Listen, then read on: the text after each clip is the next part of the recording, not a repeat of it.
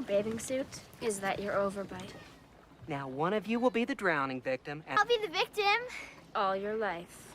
jump in, start drowning. I can't swim.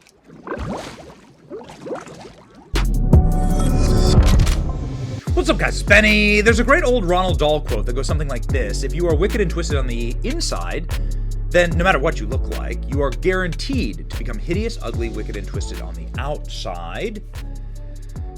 And it's proven so true these days when you see photos of Rosie O'Donnell and Kathy Griffin and various people who've sold their soul for power, for money, to hatred. People like the Bidens. Ooh, baby, the Bidens are not doing well.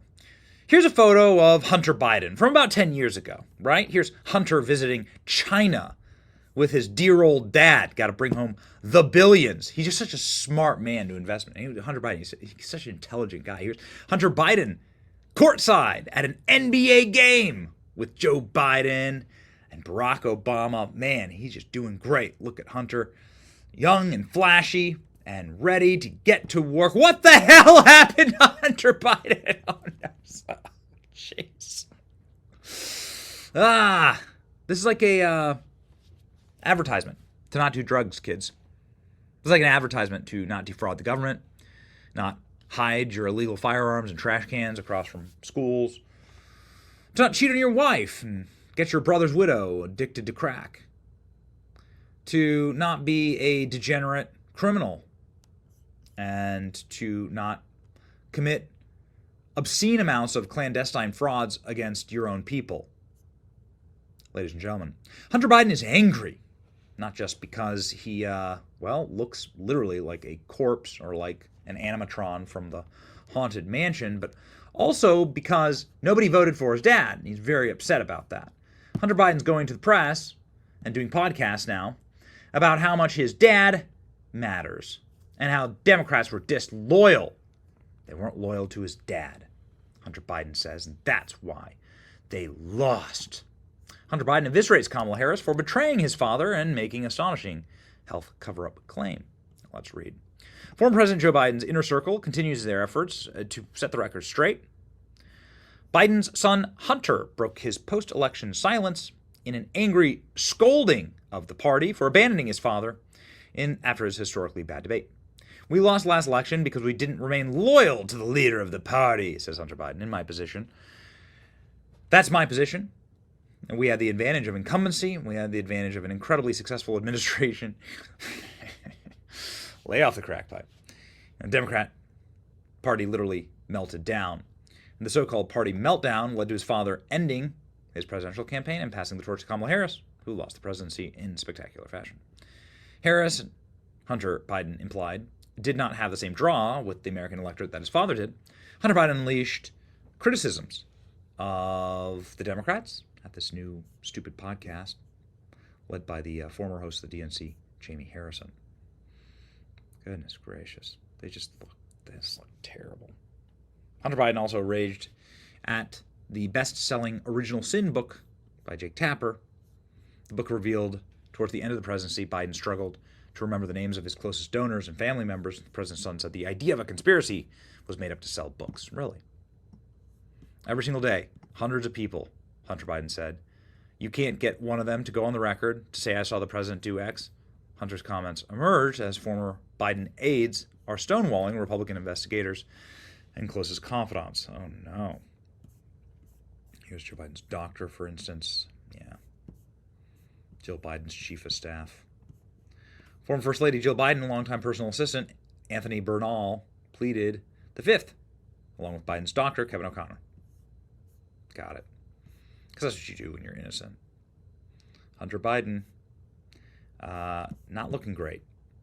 It's been hilarious, though, to watch the total meltdown. I mean, if Republicans can get out of their own way, it'll be a romp. It'll be 100 years of MAGA. We'll see. Hunter Biden eviscerates Kamala Harris. I just love to see it. I love the headlines. It's perfect. Jaime Harrison still seems to believe that the Democrat Party was unfair to Joe Biden. Really? Really? So they rig an election to install him. We learned that through Tulsi Gabbard's reporting just today, actually. And they changed, like, the entire infrastructure of the federal government moved in order to protect Joe Biden and give him fake talking points, like against his son's laptop. 51 Intel experts, and Hunter Biden is still ungracious for all of that. Still thinks that the Democrat Party is disloyal, even though they ran every Intel op and fraudulence against Donald Trump and rigged his degenerate, brain-dead father into office to give him the highest seat in all of the world. Yeah. Don't throw your pearls before swine is the way that they say it. I'm sure it'll be a car crash, but nothing will match the time that Jaime Harrison, literal head of the Democratic Party, openly scoffed the idea that an undecided voter could possibly vote for Donald Trump. Okay. Got it.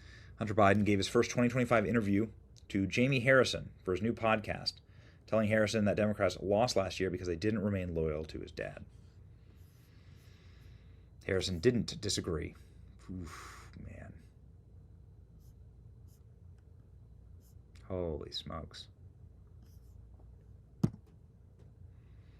Say it louder for those in the back. We lost the election because they didn't remain loyal to my dad. All right, here's the here's this stupid webpage for this stupid podcast. They don't have the full Hunter Biden episode up yet. This is like the YouTube page for it. It's got 180 subscribers. But they have done some segments on it on Fox, and I can play those for you, at least. Here's where we get this hysterical Hunter Biden.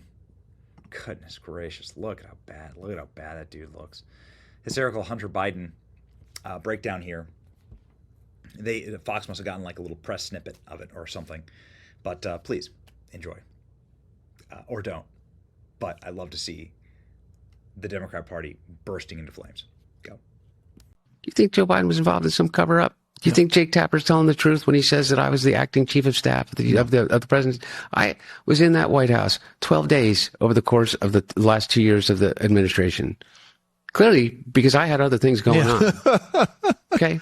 You ask one person to go on the record that would ever tell you that I was in any way making a single decision about anything in that White House. I stayed as far away as I possibly could, which, by the way, broke my heart. What do you make of that commentary now, Hugh? It's not true.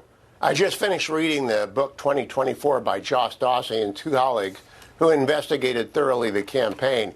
In it, they document that Hunter Biden pops up on a conference call in the Oval Office. He obviously wasn't in the White House. He popped up on a conference call, stunned everyone in the room. The counsel to the president said that was inappropriate. So Hunter Biden doesn't have to physically be there to be calling the shots. He put his 2 cents in on to how then President Joe Biden ought to respond to the Supreme Court's immunity decision in the summer of 2024. But that was completely a lie, what he just said. I don't think he was chief of staff. I think he was a constant presence. I think every book that has been done, not just the Tapper and Alex Thompson book, but also John Allen, Amy Parnes, and then this new one by Josh Dawsey, they document again and again and again. Hunter Biden was his father's second closest advisor after the First Lady, and he is a convicted felon. And when they go to talk to him, he's going to have to answer questions. He's not going to be able to plead the Fifth. Again, immunize and then take a long deposition to find out what was going on in that White House. So we'll see eventually if James Comer gets down the list to him. Hugh, nice to have